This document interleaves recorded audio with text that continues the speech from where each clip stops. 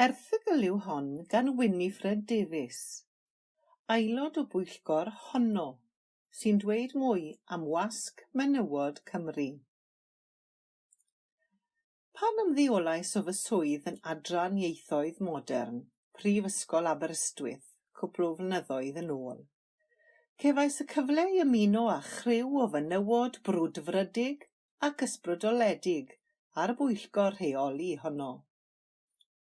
Efallai bod rhai ohonoch eisoes yn gyfarwydd ar wasg, sef Gwasg Menywod annibynnol mwyaf hir hoedlog y Deyrnas Gyfunol, wedi ei llyfoli ar gampws Prifysgol Aberystwyth.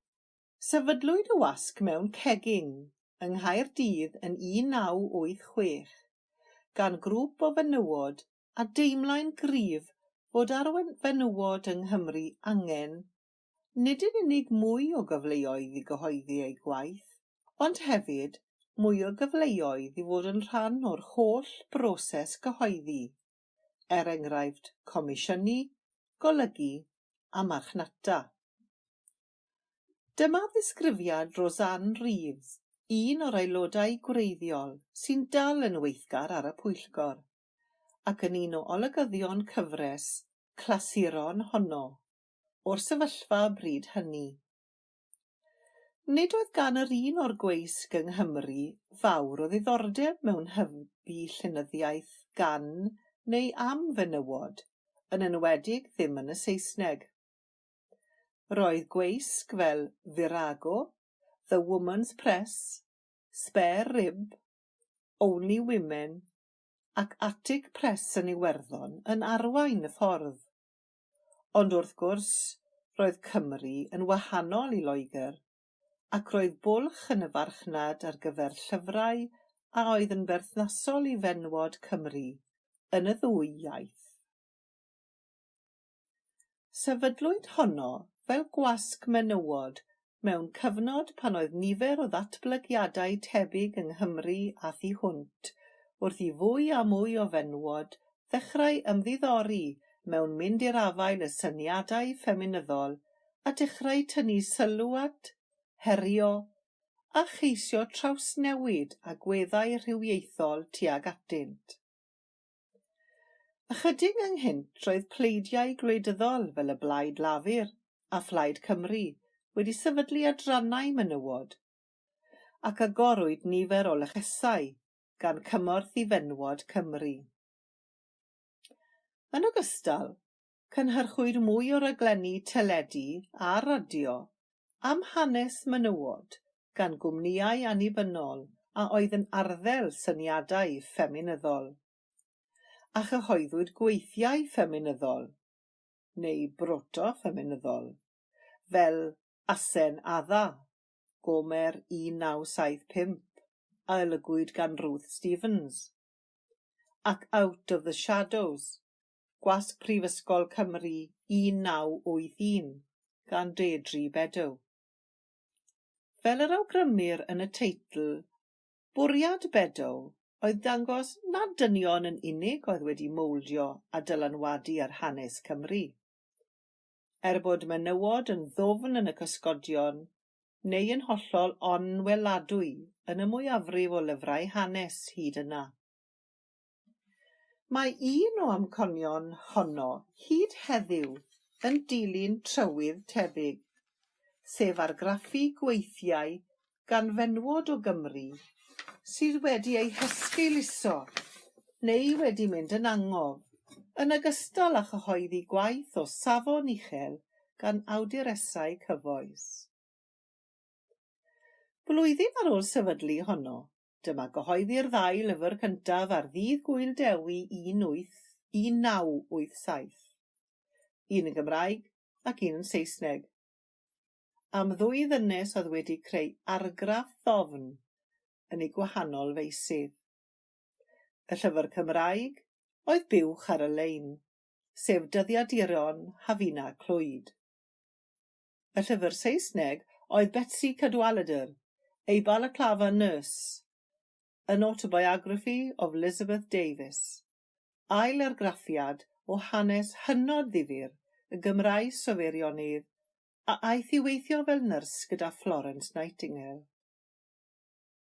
Fel menter gydweithredodd y sefydlwyd honno, ac rydym yn falch iawn o'r ffaith ein bod yn parhau i fodoli fel busnes cydweithredol a chymunedol, sy'n hyrwyddo y gwyddorion o gydweithrediad, amrywiaeth a chydraddoldeb.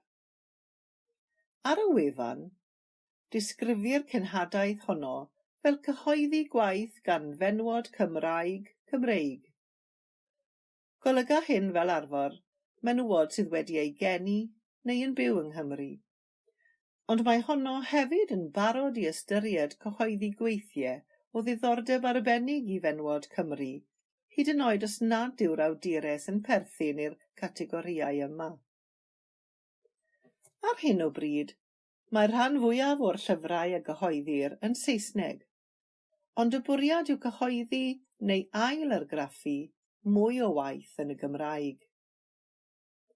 Gall hyn gynnwys ail-argraffu ac addasu clasuron o'r gorffennol ar gyfer darllenwyr heddiw.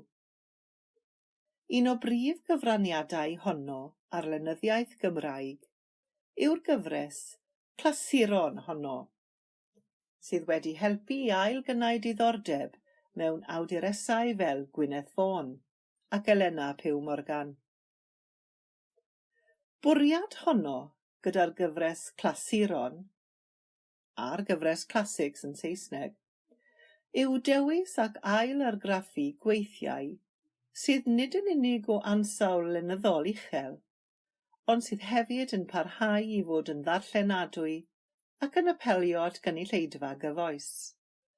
Efallai wedi peth moderneiddio a chysoni ar yr orgraff a'r atal nodi, mwyn gwneud y testun yn gliriach ac yn fwy hygyrch. Mae'r wasg hefyd yn comisiynu cyfieithiadau Saesneg o weithiau Cymraeg mwyn cyrraedd cynulleidfa ehangach. Enghraifft, cyfieithiad blasu, Manon Steffan Ross, fel The Seasoning, gan yr awdures ei hun, ac y mae cyfieithiad gwych Gwrandewch Davies o nofel Caryl Lewis y Gemydd newydd ymddangos fel The Jeweller. Nodwyd arwyddocâd honno a'i chyfraniad i fywyd Cymru, pan enwyd honno ar menywod a sefydlodd y cwmni ar y rhestr o 100 o fenywod Cymru a greuwyd gan y rwydwaith Cydraddoldeb Menywod Cymru yn 2018 i nodi 100 mlwyddiant Deddf Cynhyrchiolaeth y Bobl 1918, ac mae ein cyhoeddiadau wedi ennill neu wedi cael eu henwebu ar gyfer nifer o obrwyon. Os hoffech wybod mwy am waith honno i fod yn gyfaill, neu os oes gennych awydd cyflwyno gwaith i'w ystyried ar gyfer ei gyhoeddi, mae'r manylion ar y wefan www.honno.co.uk, neu gallwch ddilyn honno ar Facebook a Twitter.